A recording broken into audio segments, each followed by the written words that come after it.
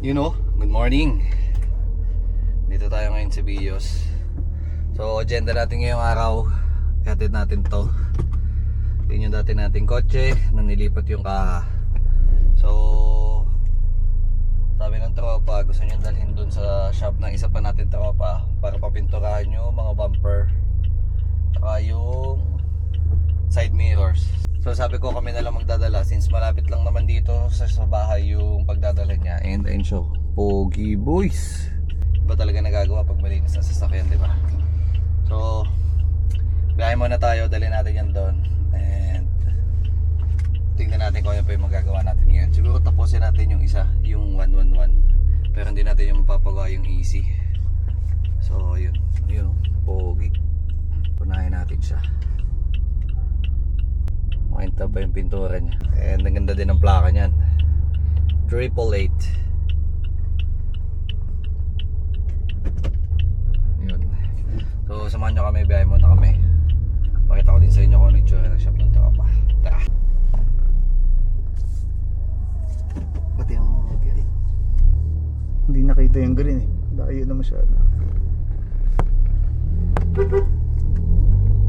Na-deliver na natin yung isang 111 ngayon. Asikasuhin na natin to, ang kotse ulit natin. So may mga dinala tayong parts dito sa baba. Ayan, dinala natin to. Yun yung timba natin ng clips tsaka pumatayong brush.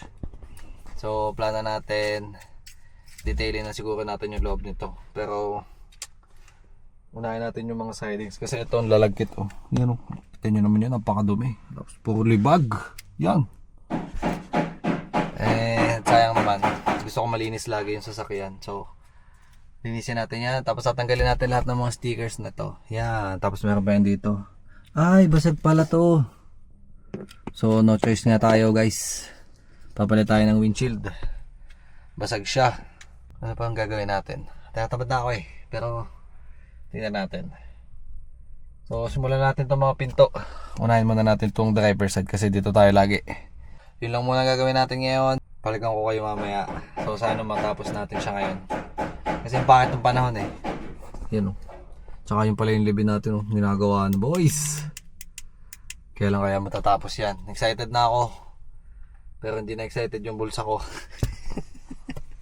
Kasi lahat na nagagastos natin sa pintura, kaya kailangan konti-konti lang. Lahat DIY kung kakayanin, diba? So ayun, simulan ko muna itong pinto, then balikan ko kayo mamaya pag natapos siya. Yan kita nyo yung guhit na yan. Ito, yun siya kadami before, then after. So tapusin na lang natin to. Yan iba-iba, linis na. Yan. So gawin lang natin yung sunod natin yung sa likod. Tingnan natin kung gaano kadumi. Pero alam ko mas madumi yung dito. Dito naman tayo sa likod, mas malala to. Yan. Yan yung pa yan boys. Yun shit, ang dumi. Yan boys tapos na natin yung siding. Kita nyo ba yan? Linis na. Oy, yan diba? So medyo malinis sa interior natin. Sa sunod siguro tapusin na natin yung sa AC natin kasi kailangan natin ito magamit and kailangan natin ito matanggal dito. May bagyo nga pala guys. Stay dry and hydrated. Bali lahat ng sidings natin malilinis na. Makikita nyo dyan. Yan kita nyo ba yan? Linis na. Wasery pa din. Pero ito hindi na natin ito nalinis. Yan, yung part na yan. Siguro saka na lang yan. Kasi may mga pang kinapit na ewan. So hindi na natin yung kayang linisin.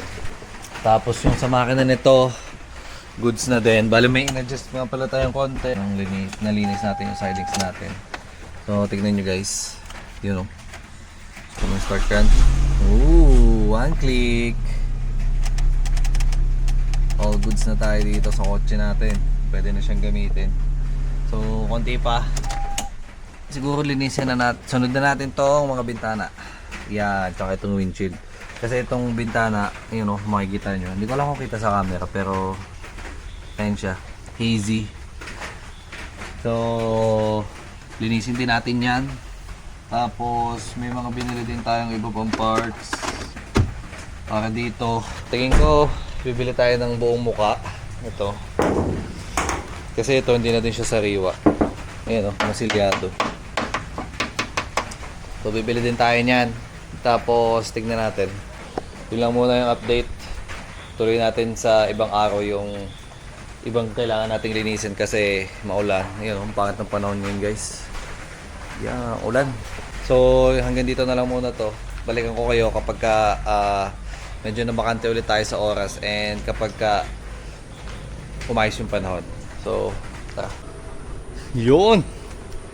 Nagka-araw din sa wakas. After 2 weeks. So, eto nga pala guys. Nalinis ko na to. Ayan. Lahat to nalinis ko na. Yung 4. Tapos yung sidings okay na din. So, akit natin to coaching isa. Oh, ang dulas. Kalat pa din ang girahe natin guys. Ang putik.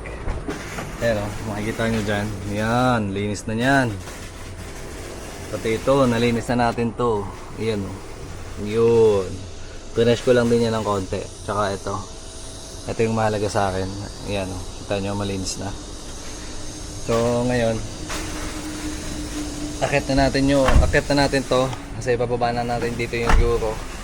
Doon na natin tutuloy sa taas kasi running naman na to. So, umahan nyo ako. Akit muna natin tong coaching isa. Doon muna natin siya papark sa taas. Yun o. Okay, tignan natin. So, kulang din tayo ng ibang valve sa gauge. Wala yung airbag. Tsaka yung sa pinto. Uy, 1 click pa din siya.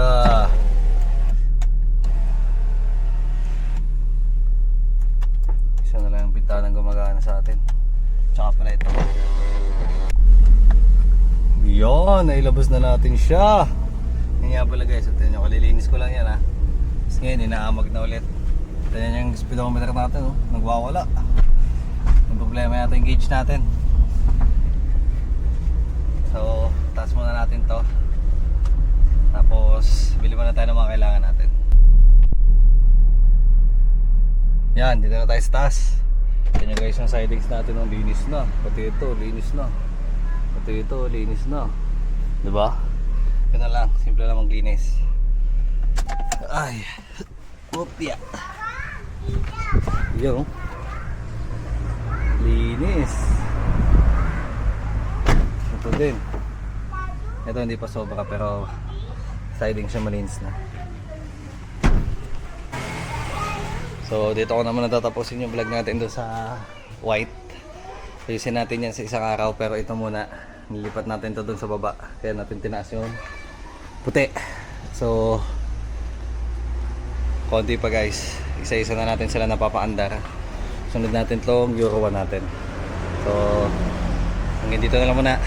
Salamat sa panonood. Thank you. Peace out.